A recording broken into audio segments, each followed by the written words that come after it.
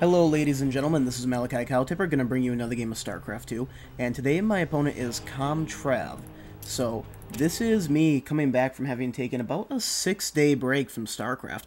Holidays, New Year's, everything really just kind of caught up on me, and I really thought I'd have a lot more time to play games for you guys and bring more up on YouTube, but I have not, and I've got to say one thing after not having played for 6 days, it's a little nauseating, the idea of jumping back into ladder, jumping right back into competitive play. None of my friends were on, I didn't have anyone to spar with to, kind of get that game feel back on. So, I actually did fairly well tonight. The first person that I went against, tried to do this, quick, it seemed very all-in-one base carrier build, and I couldn't quite understand his logic because he had a lot of played games. It's not like this guy was new or anything. But anyway, that is not this game. This is Metropolis. As me, Malachi Cowtipper, the blue Zerg, in the lower left-hand corner, or actually, yeah, lower left-hand corner, versus ComTrav in the upper, 12 o'clock position of this map. So we are definitely cross positions. We are very close, and I'm finding that out right away, and I'm just going to try to poke away at that little SCV, see if I can get him to pull another one off the line. There we go. So, seeing that to me means that fast expand is something I usually will not do when I'm this close to my Terran opponent, and he is, cross position with me. So I'm going to be laying down a 14 hatchery on my opponent for this. And it's just an overall, it's a safer build, especially if he decides to go for some type of 2-racks play.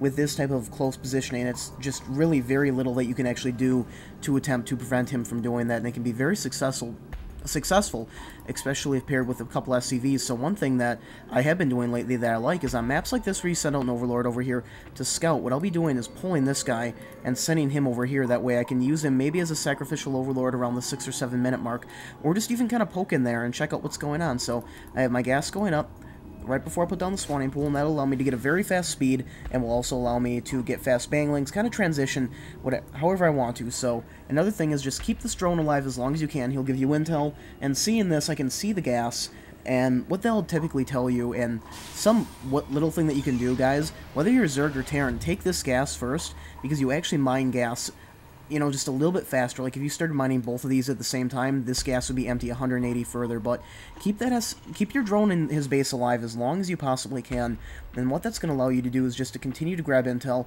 He'll delay tech if he's really trying to hide something or trying to be sneaky, and it just really helps. And right now this Marine is really not going to have too many problems gunning down that drone. So checking out my base right now, I do not have speed on the way, getting some gas right now, and I can see this SCV over here. So what I'm doing is I'm getting 2 lings, and I'm actually just kind of adjusting where my rally point goes for these Zerglings, because I want to be able to kill this SCV, kill any type of bunker that he might be trying to put up, and just take care of that right away. My opponent is going for a fast factory, so we can probably expect a few Hellions out of his base. We can maybe even expect a starport, like a 1-1-1 build, and then, transition into that, like a Heli...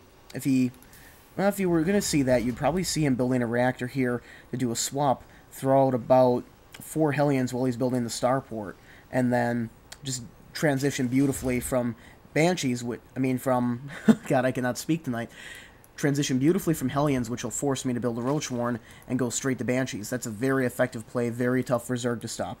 So I have a Bangling Nest going down, and a fast Bangling Nest is a typical response that I have against Terran, because you'll almost for certain need them at some point in the game, and in my opinion it's always better to have them than not to have them, because there's nothing worse than being overran with a ball of Marines when, you have Mutalisks and Lings, they stim and you die, and you're facepalming because you know that, 5 Banglings would have just, blew up his entire base, even if you weren't even in his base. So, going over to the income tab right now, he is ahead of me by 1 Harvester, and right now I'm taking my expansion, and I'm just kind of letting my Lings sit over here. I'm kind of waiting for my speed to finish, and as we can see, there comes that Hellion, and there comes the starport, so he doesn't even bother doing that. He's doing just a very fast 1-1-1 build, so it won't surprise me if he put out 1 or 2 Hellions, and went right into this Banshee harass while he continues to build up his economy, saturate this main very nicely, and then build a command center behind this and expand safely. So we're going to have to see how I can react to what he's going to be doing, and maybe he might not even build a Banshee off of him. But as we can see,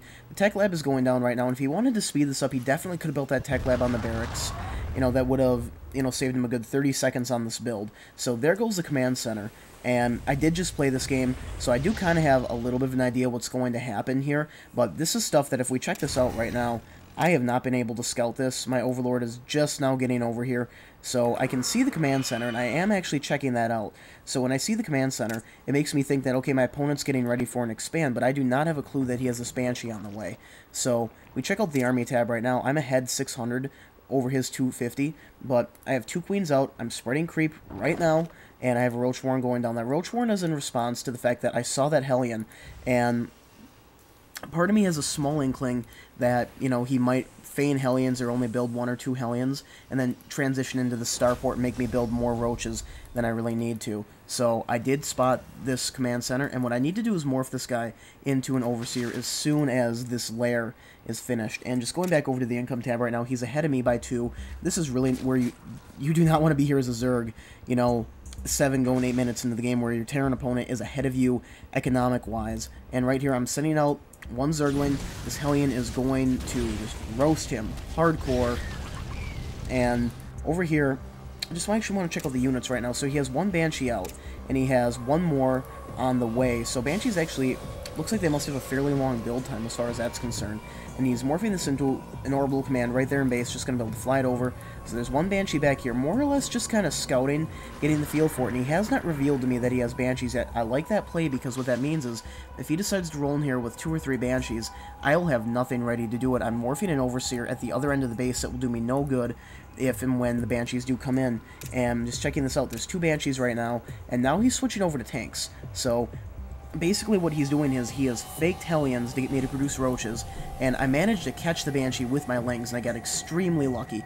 So I'm morphing 1 more Overseer back here at my base. I have another Queen on the way, my Spire was already on the way, and now I'm pulling both my Queens back over here. I'm going to put them together with this Overseer, because I know if I can have both my Queens together, I can do a lot more damage to these Banshees than when they're separate. Like, 1 Banshee will really not have too much of a problem dealing with a Queen. They're actually incredibly powerful anti-ground units. And I do have creep connecting my entire base, so that means that inner Queen travel, as you can see, I have 2 of them coming down, be very easy. I now have the evolution chamber, so there's a lot of tech, a lot of stuff that needs to happen very quickly to deal with this. And behind this, he is building, you know, a barracks and engineering bay, and just getting ready, you know, to go ahead and do what he's going to do. And as we can see, here comes the harass. He's blowing up my banglings because he knows that those are, you know, they cost me a lot of money. And I guess in focusing on the banglings, he really didn't manage to kill any of my queens, which I think is good.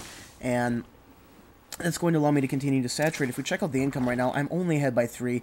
Both of us are very low with the harvester count for this early in the game, but, you know, seeing what he's, you know, been doing, he's forced me to build military units, forced me to build more queens, and now because of that, I had to throw up a tech structure that, you know, I'd kind of not wanted to throw up that early in the game, but, you know, it's good to have it there just because you almost have to expect some type of Banshee play from your Terran opponent. So he's going for 1 more Banshee, going to replace it, and probably just keep 2 for harassment and scouting purposes. Stimpack is on the way, and it wouldn't surprise me if he moved out right around the time that Stimpack is done. Army tab right now, he's actually ahead of me by quite a bit, and my Zergling, my Scouting Ling, gets roasted. The Siege Tank having no problem dealing with that.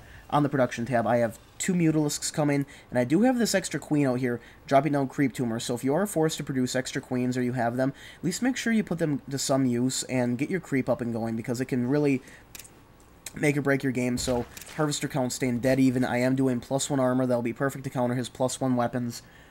You know, just +1 armor seems to be the good thing to go to with Zerg, because especially against a Protoss, because if they get 1 or 2 attack on you, all of a sudden his army becomes exponentially more effective, and you basically need that attack upgrade. So I'm going to just go out here with a few Mutalisks, and I'm going to kind of see what I can see. I know he has tanks. My Zerglings revealed that to me, and what I'm probably going to be expecting is him transitioning into a Marine tank plane. This has been very popular, you know, around ladder right now, and I'm really not going to be able to do any damage. You know, there's enough Marines right there. I'm just poke away at that Meng statue, and there's some missile turrets in the back, so it's just really not a good place to move in with those guys. I am taking a 3rd expansion down here, and the reason why I wanted to do this right now is just take the expansion, and if I can get it up, awesome, I'll defend it, and that'll give me a huge lead over him, because basically if I can keep him on these 2 bases, and if I can get a 3rd, I will then have a very good chance at controlling this game. So I'm morphing a bunch of banglings. I do have centrifugal hooks on the way, more Mutalisks, and I am getting up that hatchery and more creep tumors going up around the map. Going back to the income tab right now, he's ahead of me by 2 harvesters. I need about, you know, 3 or 4 more harvesters, and I'll be in pretty good shape as far as my income is concerned. I could probably use a few more minerals down here. It's actually not all that bad. You know, it could be a little bit better, but I won't complain, especially because I'm doing that. And, oh, massive supply cap, which is why you're seeing 5 overlords. And just continuing to look at his base right now, both of us kind of falling into a very standard macro game. We're both going to be macroing up and just basically getting ready, you know, to make our attacks, to make our pushes, finalizing any preparations. His stim packs have completed. He has combat shield on the way. There's +1 vehicle weapons. There is +1 infantry weapons just about ready to complete.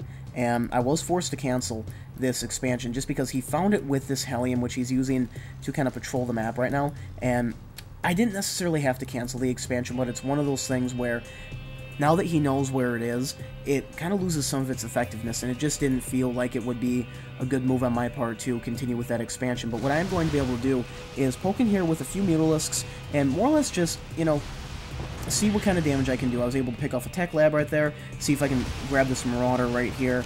Yep, he's just going to be goo. I didn't force a stim. That's very smart of him. You know, there's no reason to waste that right now. And I did spot that extra factory going up, so I have a really good idea what he's dealing with. This Thor will be a little bit of a surprise to me, but this is actually kind of a weird army that he has here, and I really do not understand why he has such hardcore oversaturation there. He could definitely put a few more of those over there and still get, you know, the same effect. Income-wise, he's ahead 53 to 44 harvesters, but I really don't know if he's getting the full benefit of that, even with, you know, his mules, and not really doing a very effective job at managing. Oh my god, he's not managing any mules at all. I cannot imagine what he is saving that for. So that is why he is not, you know, knocking me out of the park in the economy, I guess, as far as minerals are concerned. So right now I'm getting creep spread up here, and my creep spread is getting pretty close to my opponent's base. And what this will allow me to do is just give me such good map control, because they'll know when he's moving out, and they'll know when to strike. So checking this out, I have Banglings on the way, Zerglings I'm producing a lot more because I saw his movie move out. I'm just spamming units right now, trying to finish this off. Right at the end, I have +1 flyer attack, and right now I'm going to wait until my final group of Banglings come in. And if we take a look at this army tab, he is moving out right now, and I'm going to pause the game, Day 9 style. So, we check this out right now with the units that he has. He has 7 Marauders, 1 Hellion, 1 Thor, 1 Banshee, 3 tanks, and 27 Marines, versus 47 Zerglings, 17 Mutas, 3 Roaches, and 21 Banglings. Now, had I engaged this, you know, at the top of the ramp with tanks sieged and troops in the front, this would have been a very devastating attack. But if you check this out, I'm going to be able to get a good surround on all the units. The Banglings coming in from behind, all I need to do is attack A right over here. The Banglings will go right into the troops. Zerglings will flank behind to the tanks and to the Thors, and hopefully it works. So there go all of the Marines. There goes tanks, Thor, everything just explodes. And right there, that's basically it for this game. And, you know, ComTrav, I really don't think he was expecting that, because, you know, he had a fairly sizable army right there. And, you know, just with how fast that battle happened, it was over in seconds. And that's just kind of how some things happen in StarCraft 2. The exchange goes on, and, you know, sometimes you come over on top, sometimes you do not. And this game was not brought onto YouTube for any type of bragging rights. I am not trying to show off, because I'm not even going to claim to be that good, especially after a day where I haven't played. You know, I probably actually played fairly terrible this game. I mean, if we check out the APMs, you know, that's relatively low APM on both of our parts. Income right now, I'm sitting on a lot of minerals, you know, just fairly poor macro on my part. But the reason why I brought this game up is kind of getting a sense of, you know, knowing what your opponent's going to do, you know, scouting him out, getting your creep spread. This is more of like a game of fundamentals, where little things that you can do, even if you haven't played for a while, or even if, you know, you're not the best at army management, these are things that you can do that can win you games. Had I not had my creep out to his base, I would not have known that he was coming. I would have attacked a sieged up, stimmed army, and it would have been a way different battle. You know, had I, in the sense, not kind of expected some type of transition into Banshees, I might not have had my Queens and this Overseer ready. And, you know, it's just sending out your Lings, getting a feel for the map, and scouting out, trying to maintain that control, forcing him to stay in here like this. I didn't even know that he was getting this command center up and running. He knew right here that I was getting my, you know, hatchery up and going, and all he would have had to do is roll over a few siege tanks and kill me. So the game could have went either way, but it's just more of a game of fundamentals. So I hope you guys enjoyed. This is Malachi Cowtipper signing out.